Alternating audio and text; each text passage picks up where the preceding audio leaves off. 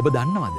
ඉරිසියාව කියන්නේ වෙන කෙනෙක් මැරෙන්න කියලා ප්‍රාර්ථනා කරමින් ඔබ විසින්ම වසපානය කරනවා වගේ වැඩක් කරනවා. අපේ ජීවිතවල සතුට විනාශ කරන ප්‍රධානතම කෙලෙස් ධර්මයක් තමයි ඉරිසියාව.